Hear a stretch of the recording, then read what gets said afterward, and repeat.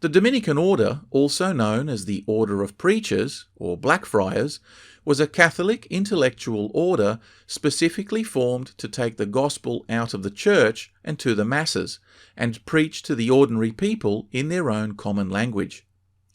Now, with the discovery of the New World, they felt obliged to learn the language and customs of indigenous Americans and preach to them also. As part of this indigenous outreach, the usually sheltered and academic monks came face to face with the shocking brutality of the enslavement of native people, and made a number of astonishing pronouncements during fiery sermons that reverberated throughout the colony. They had insisted that the indigenous population must be men made in God's image, just like Spaniards, so they must therefore also have rational souls. Otherwise, baptizing them and preaching to them would be pointless. It naturally followed then that mistreating the indigenous population was a sin. And so long as they maintained their slaves, the friars were not going to give absolution to the settlers or allow them to receive Holy Communion.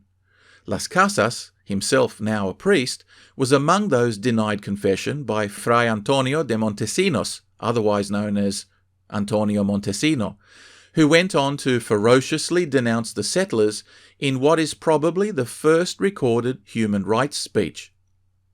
"Tell me, by what right of justice do you hold these Indians in such a cruel and horrible servitude?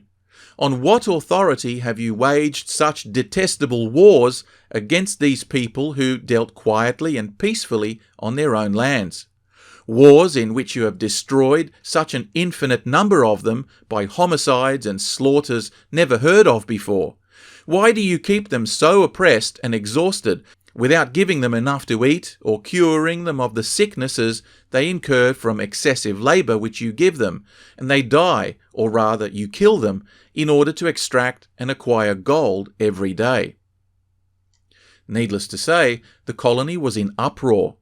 The settlers, led by Diego Columbus, eldest son of Christopher and now himself a big shot in the colonies, wrote an open letter to the king, denouncing the Dominicans as traitors and troublemakers and demanding their removal from the colony.